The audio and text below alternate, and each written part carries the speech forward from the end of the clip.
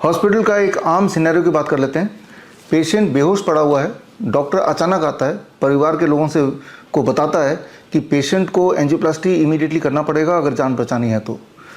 अब आपका decision decide करेगा कि पेशेंट का क्या होने वाला है। क्या जो डॉक्टर ने बोला, जो माहौल बनाया कि एंजियोप्लास्टी करो, एंजियोग्राफी करो, नहीं तो पेशेंट गया, तो एक ऐसा माहौल डॉक्टर बना देते हैं कि वेंटिलेटर में पेशेंट को डालना ही पड़ेगा। इजेक्शन फ्रैक्शन या फिर हार्ट सिर्फ 25% काम करता है। देखिए, हार्ट सिर्फ 25% काम करता है जब डॉक्टर बोले तो ये आपके दिमाग में पिक्चर आ जाएगा कि यानी कि 75% हार्ट तो काम ही नहीं करता होगा, थोड़ा सा हार्ट काम कर रहा होगा। ये मेंटल पिक्चर आ जाएगा। जबकि इसका मतलब है लेफ्ट वेंट्रिकल इजेक्शन फ्रैक्शन, यानी कि एक चैम्बर से दूसरे चैम्बर में जब ब्लड जाता है तो कुछ ब्लड पहले वाले चैम्बर में रह जाता है, और ये जो रेशियो है that is called ejection fraction. और इजेक्शन फ्रैक्शन किसी का बहुत अच्छा भी होगा तो 70% होगा। 50 साल के ज़्यादा उम्र वालों को इंक्लूडिंग मी, अगर मैं भी अपना इजेक्शन फ्रैक्शन चेक करूँगा तो वो वेरी करेगा between 40%, 45%, may be less than that, right. तो लेकिन अगर बोलूँ आपको कि मेरा हार्ट तो सिर्फ 40% ही काम करता, आप सोचेंगे भाई ये तो मरने वाला है। तो इस तरह का एक माहौल बना देते हैं अपनी अजीबोगरीब भाषाओं से, ऐसे टिपिकल शब्द यूज़ करके जो उन्हें खुद भी पता है कि मरीज के परिवार वालों को इसका मतलब समझ नहीं आ रहा होगा, कि मानो कि अब लाइफ एंड डेथ का मामला हो गया है और जो वो बोल रहे हैं अगर वो नहीं किया तो पेशेंट तो हमारे हाथ से गया। तो ऐसा माहौल, ऐसी एक्टिंग डॉक्टरों की होती है कि पेशेंट के परिवारजन मजबूर हो जाते हैं एक शब्द, एक लाइन बोलने को, डॉक्टर साहब जो बेस्ट होगा बताइए, वो कीजिए, जितना पैसा चाहिए हम आपको देंगे। सो ये अल्टीमेटली वो अपने जो परिवार वाले हैं, अल्टीमेटली डॉक्टर जो भी बोलता है उसमें सिर्फ हाँ हाँ हाँ, जहाँ साइन कराना वहीं साइन करा लो, और जहाँ साइन कराना है वहीं साइन करते हैं, और वो पढ़ते भी नहीं कि वो क्या साइन कर रहे हैं। एक्चुअली उसमें लिखा होता है कि कुछ भी हो सकता है और अगर मर गया पेशेंट तो हम रिस्पॉन्सिबल नहीं है, और साथ में ये भी है कि अगर मर गया तो कहाँ पे किसको लाश सौंपनी होगी और किससे पैसे लेने होंगे, हर बात को आप मान लेते हैं। तो उस वक्त जो भी आपका डिसीजन है उस डिसीजन पे निर्भर करता है कि पेशेंट की ज़िंदगी आगे कैसी होने वाली है, वो ज़िंदा वापस आने वाला है कि नहीं आने वाला है। तो आप ये सोच रहे होंगे कि भाई सभी तो ऐसा करते हैं, हर जगह तो ऐसे ही होता है, तब तो डॉक्टर की बात माननी होती है। एक बात आपको समझनी होगी कि जो चीज़ हमेशा से हो रही है, जो सब लोग कर रहे हैं वो सही हो कोई ज़रूरी नहीं है। जो प्रथा चल रही है वो प्रथा सही है, ये कोई ज़रूरी नहीं है। क्योंकि ये सब लोग कर रहे हैं तो ये ठीक है, ये ज़रूरी नहीं है। आज से पहले भी ऐसे बहुत सारे प्रथा थे जो प्रथा थे लेकिन सही नहीं था। आज से करीब 100 साल पहले ही सती प्रथा था, जहाँ हस्बैंड के डेथ के बाद वाइफ को हस्बैंड के साथ ही अंतिम संस्कार करा दिया जाता था, यानी कि दोनों के दोनों आग में डाल दिए जाते थे। हस्बैंड वो तो मर चुका है, वाइफ जिंदा ही आग में डाल दिए जाते थे, जिसे सती प्रथा बोलते हैं। तो क्योंकि वो चल रहा है वाइड स्प्रेड, तो ज़रूरी नहीं कि वो सही है। या फिर चाइल्ड मैरिज, आज से 50 साल पहले, इवन अभी भी कुछ गाँवों में चाइल्ड मैरिज होता है, क्योंकि सब लोग कर रहे हैं तो सही है, ऐसा कोई ज़रूरी नहीं है। डाउरी केस, शादी में लेन देन करना, क्योंकि सारे लोग कर रहे हैं तो सही है, ऐसा कोई ज़रूरी नहीं है। ज़रूरी यह है कि सही सवाल पूछना, ज़रूरी यह है कि जो सारे लोग कर रहे हैं उससे इन्फ्लुएंस ना होके उस वक्त सूझबूझ वाले सवाल पूछना, उस वक्त सबूत ढूंढने। सवाल ये है कि क्या एंजियोप्लास्टी करने से उस पेशेंट की ज़िंदा रहने के चांसेस बढ़ जाएंगे, उसकी क्वालिटी ऑफ लाइफ इंप्रूव होगी, उसका लाइफ स्पैन बढ़ जाएगा? ऐसा कोई एविडेंस है क्या? At the very first place आप हॉस्पिटल लेके क्यों गए? हो सकता है कि पेशेंट को हार्ट अटैक के सिम्टम आए, तो वहीं पे एक सवाल आता है कि क्या हॉस्पिटल ले जाने से पेशेंट के ज़िंदा रहने के चांसेस बढ़ जाएंगे? अभी तक तो लाखों लोग ऐसे सिचुएशन में हॉस्पिटल ले जाते रहे हैं, और इस पर कई सारी स्टडीज़ भी हुई होंगी, तो उनके नतीजे क्या कहते हैं? और कई सारे पेशेंट्स को ले जाए नहीं जा पाया होगा। तो जो पेशेंट नहीं जा पाए हार्ट अटैक के बावजूद भी हॉस्पिटल, वर्सेस जो पेशेंट को ले जाया गया, क्या ये देखा गया कि जो पेशेंट को हॉस्पिटल पहुंचा दिया गया उसके मरने से पहले, तो उनमें वर्सेस जो पेशेंट हॉस्पिटल गए नहीं, क्या कोई फ़र्क है? क्या कोई इम्प्रूवमेंट देखी गई in terms of the life span, in terms of the quality of life?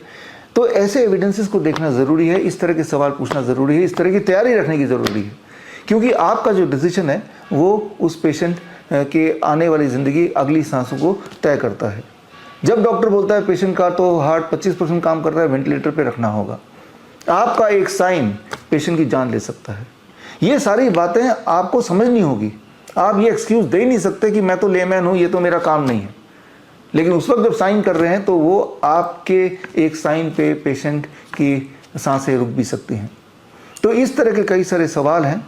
जैसे एक बच्चे को डॉक्टर ने घोषित कर दिया तो ऑटिज्म का बच्चा है, ऑटिज्म का इसके अंदर ऑटिज्म का सिम्टम है, अब ज़िंदगी भर ऐसे ही रहेगा। तो क्या ये सच है? उस वक्त वो बच्चा अपने लिए कुछ नहीं कर सकता, वो बड़ा छोटा है, 3 साल का बच्चा है, डायग्नोस्ड विद ऑटिज्म। उस वक्त जो भी उसके फैमिली मेम्बर डिसाइड करेंगे वही उसका भविष्य है। क्या यहाँ पे आपकी रिस्पॉन्सिबिलिटी नहीं है ये ढूंढने की? ज़रूर कोई सोल्यूशन होगा। ज़रूरी नहीं कि अब तक कोई ऑटिज्म का बच्चा ठीक नहीं हुआ तो ये बच्चा भी ठीक नहीं होगा। इस तरह के सवाल करने आपके लिए ज़रूरी है। एक पेशेंट डॉक्टर घोषित कर देता है ये तो ट्यूबरकुलोसिस है, आपको तो 2 साल इलाज कराना ही पड़ेगा। ऐसे खतरनाक दवाइयाँ जो ट्यूबरकुलोसिस की बीमारी से ज़्यादा भयानक बीमारी है। मतलब ये दवाई लेने के बाद इस तरह के सिम्टम आते हैं जो ट्यूबरकुलोसिस के सिम्टम से भी कई गुना ज़्यादा खतरनाक होते हैं। इसीलिए आज जो भारत का आंकड़ा है, ट्यूबरकुलोसिस के पेशेंट्स के बीच में जो डेथ होती है उसमें 10% डेथ ट्यूबरकुलोसिस की वजह से नहीं होती, बीमारी की वजह से नहीं होती, बल्कि सुसाइड की वजह से होती है। पेशेंट इतना परेशान हो जाते हैं ट्यूबरकुलोसिस की वजह से या फिर इलाज की वजह से, उन्हें लगता है मरना ही आसान है। उस वक्त ये डिसीजन, क्या ये दवाइयाँ मुझे लेनी है या कोई और रास्ता भी होगा, क्या ये सवाल नहीं पूछना चाहिए, क्या इसका जवाब ढूंढना नहीं चाहिए? ठीक इसी तरह से जैसे डॉक्टर बोलता है आपका किडनी तो फेल हो गया, आपको डायलिसिस पे जाना पड़ेगा, क्या यही अंतिम विकल्प है? क्या कोई और सोल्यूशन नहीं होगा इस दुनिया में? क्या ये सवाल पूछना चाहिए कि नहीं पूछना चाहिए? डॉक्टर बोलता है आपको तो कैंसर होगा, आपको कीमोथेरेपी कराना ही पड़ेगा। आप क्या सोचते हैं कि अरे सारे लोग तो यही करते हैं, हम भी ये कर लें? जो प्रथा चली आ रही है वो प्रथा को क्वेश्चन करना ये आपका फर्ज है। क्वेश्चन करेंगे तभी आंसर निकलेगा। तो खैर, मैं आ रहा हूँ आपसे मिलने 23 जुलाई चंद्रशेखर आज़ाद जयंती, बाल गंगाधर तिलक जयंती, श्री फोर्ट ऑडिटोरियम, दिल्ली का one of the biggest auditorium में सुबह 11 बजे मैं और मेरे पेशेंट्स, ऐसे पेशेंट जिन्होंने इन परिस्थितियों में सही सवाल पूछा और जो प्रथा चली आ रही है उन प्रथा को इग्नोर करके वही किया जो एविडेंस बेस्ड है, वो पेशेंट्स अपनी पुरानी मेडिकल हिस्ट्री, अपने रिपोर्ट्स लेके देश के अलग अलग भाग से, चाहे वो ऑटिज्म के पेशेंट हो, ADHD के पेशेंट हो, क्रॉनिक किडनी डिजीज के पेशेंट हो, एक टाइम पे डायलिसिस पे डॉक्टर ने बोल दिया था, डायलिसिस पे चले भी गए थे, लेकिन उन्होंने ये सोचा कि इसके डायलिसिस के बियॉन्ड भी कोई ना कोई सोल्यूशन हो सकता है। कैंसर के पेशेंट जिनकी हालत ऐसी हो गई थी डॉक्टर ने बोला अगले 3 महीने में इनकी मौत हो जाएगी, 3 साल 4 साल 5 साल भी जिंदा है, लेकिन उन्होंने एक सवाल पूछा राइट टाइम पे कि इसके बियॉन्ड भी कोई सोल्यूशन हो सकता है। और अक्सर हमने ये देखा है वो सोल्यूशन इतना सिंपल कि उसमें आपको कुछ भी खर्चा करने की ज़रूरत नहीं, कि जाने की ज़रूरत नहीं है, सिर्फ आपको अपने नॉलेज को बढ़ाने की ज़रूरत है, आपको समझने की ज़रूरत है इस तरह की इमरजेंसी सिचुएशन में सही फैसला क्या लें, अगला स्टेप क्या होना चाहिए। जैसे ही आपने देखा किसी को चेस्ट पेन है, एंजाइना है, हार्ट अटैक के सिम्टम दिख रहे हैं, उस वक्त अगले 20 मिनट में क्या कर रहे हैं वो तय करेगा कि वो पेशेंट जिंदा रहेगा या मरने वाला है, ना कि उसको हॉस्पिटल ले जाएं और अपना समय बर्बाद करें। तो ये जो एविडेंस है ये इंपॉर्टेंट, ना कि जो प्रथा ऑलरेडी चल रही है जस्ट भेड़ चाल की तरह उसको फॉलो करना। आफ्टर ऑल यहाँ पे it is the matter of your life and death. तो खैर 23 जुलाई को जो पेशेंट्स आएंगे, भारत के लगभग हर स्टेट से, लगभग हर शहर से पेशेंट्स आएंगे, बड़े बड़े शहर से, छोटे शहर से, गांव से, जो लोग इन प्रथा को ब्रेक करते हुए उन्होंने कुछ और किया जो ज़्यादा एविडेंस बेस्ड है और वो पूरी तरह स्वस्थ हो गए, उनकी डायलिसिस छूट गई, ऑटिज्म से बाहर निकल गए, ADHD से बाहर निकल गए, ट्यूबरकुलोसिस के जाल से बाहर निकल गए और पूरी तरह स्वस्थ हो गए। ऐसे पेशेंट्स अपनी कहानियों को लेके आ रहे हैं और मैं एक खास ट्रेनिंग, एक एडवांस ट्रेनिंग आपको दूंगा, जिस ट्रेनिंग के बाद आप सही डिसीजन ले सकते हैं, एविडेंस बेस्ड ट्रेनिंग। और ये ट्रेनिंग करीब 2-2.5 घंटे का होगा, तो 2-2.5 घंटे ज़रूर लेके चलिएगा। और इस ट्रेनिंग के बाद आपको एक रेफरेंस बुक 500 से अधिक पेजेस का ये भी मिलेगा, hospital trap, how to get freedom from 3Ds, diseases, drugs and doctors, how you can become your own doctor. तो जब भी कोई रिपोर्ट आपके पास आता है, जब भी कोई मेडिकल रिपोर्ट आता है, बायोप्सी का रिपोर्ट कह रहा है कि आपको कैंसर हो गया, तो क्या ये सही है? क्या इसको सवाल ना उठाएं? सही क्या है, एविडेंस क्या है, ये इंपॉर्टेंट सवाल है। आपका PSA टेस्ट बोलता है कि आपको प्रोस्टेट कैंसर है, क्या उस पर भरोसा करें या इससे भी सटीक कोई और चीज़ हो सकती है? और अगर है भी तो क्या करना चाहिए? एविडेंस बेस क्या कहता है? क्या एविडेंस बेस ये कहता है कि कीमोथेरेपी करने से कोई पेशेंट ठीक हो सकता है? हुआ है आज तक? क्या एविडेंस बेस ये कहता है डायलिसिस से किडनी पेशेंट ठीक हो सकते हैं? हुआ है आज तक? नहीं हुआ है। तो आज तक जो नहीं हुआ वो आज भी ना हो, क्या ये ज़रूरी है? ज़रूरी नहीं है। ज़रूरी सिर्फ एक चीज़ है, सवाल पूछना। जब तक आप सवाल नहीं पूछेंगे तब तक जवाब नहीं मिलेगा। आपने देखा है इतिहास में जब लोगों ने सवाल पूछा तभी डेवलपमेंट हुआ। तो सवाल पूछना ज़रूरी है, जवाब ढूंढना ज़रूरी है। तो खैर एक खास ट्रेनिंग होगी। इस ट्रेनिंग में एविडेंस बेस्ड तरीके से इस तरह के क्रिटिकल सवालों के जवाब आपको मिलेंगे विद ऑल द एविडेंसेस, और वो सारे एविडेंसेस इस किताब में भी हैं। ये किताब आपको मिलेगी इन द ट्रेनिंग। ये पूरा कुछ फ्री है, और जो लोग इस ट्रेनिंग का हिस्सा बनना चाहते हैं, टोटल नंबर ऑफ सीट्स 2000 ही है इस हॉल का, इसलिए ज़रूरी है स्क्रीन पे दिए हुए लिंक bishrup.com/convocation। इस दिन कॉन्वोकेशन भी होगा। हमारे जो CIM के स्टूडेंट्स हैं, सर्टिफिकेट इन इंटीग्रेटेड मेडिसिन, या फिर जो हमारे CNTP के स्टूडेंट हैं, सर्टिफाइड नीम थेरेपी प्रैक्टिशनर्स, या फिर डाइटिशियंस, इनका कॉन्वोकेशन भी है। तो bishrup.com/convocation में जाके आप अगर आना चाहते हैं तो आपने सीट रिजर्व करने के लिए अपना फॉर्म भर दीजिए। फ्री है सारा कुछ। आपके साथ कोई आ रहे हैं तो उसका नाम भी लिख दीजिए, +1 कर दीजिए, +2 कर दीजिए, और हम आपको एक एंट्री पास भेजेंगे। दैट मीन्स कि आपका सीट रिजर्व है। हमें बहुत ही मेटिकुलस तरीके से प्लानिंग करनी है ताकि आप जब आएँ तो आपको आपका जो गोल है जिसके लिए हमने आपको बुलाया है उसका हम पूरा बंदोबस्त कर पाएँ। आपके खाने पीने का और आपके रिटर्न गिफ्ट यानी कि इस किताब का अकॉर्डिंगली आपकी सीटिंग अरेंजमेंट का। आप अगर ऐसे पेशेंट से मिलना चाहते हैं, अक्सर लोग मुझे पूछते हैं, पेशेंट मुझे पूछते हैं, क्या आपका कोई कैंसर का पेशेंट जो ठीक हो गया तो हमें मिलना है?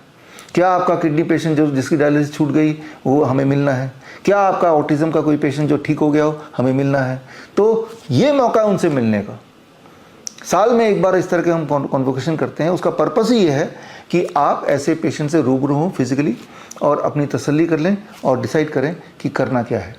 एक क्रिटिकल सिचुएशन आए तो बिना घबराए वही डिसीजन लें जो पेशेंट सेंट्रिक हो, ना कि वो डिसीजन लें जो प्रथा में चली आ रही है, जिसमें एविडेंस तो है ही नहीं, सिर्फ शोर है।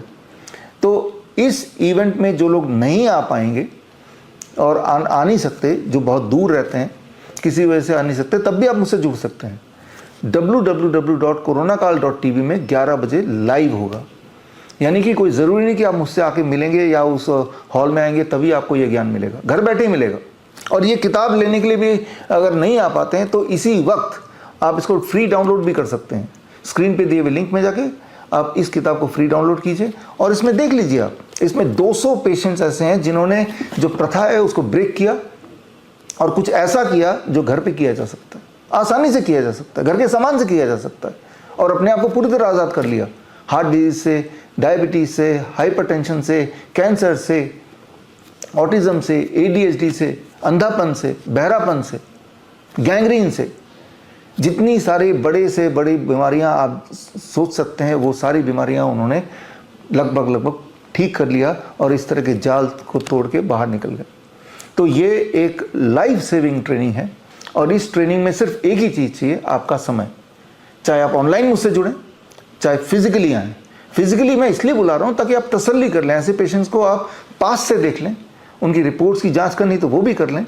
वो आई इसलिए रहें ताकि आपको अपनी कहानी बता सके, आपको प्रेरित कर सके कि जो भी कंडीशन आपकी है, चाहे आप कीमोथेरेपी के जाल में फंसे हैं, चाहे आप डायलिसिस के जाल में फंसे हैं, चाहे रोज़ इंजेक्शन इंसुलिन आप दिन में 4-5 बार लगा रहे हैं, इससे बाहर निकला जा सकता है, हर बार निकला जा सकता है।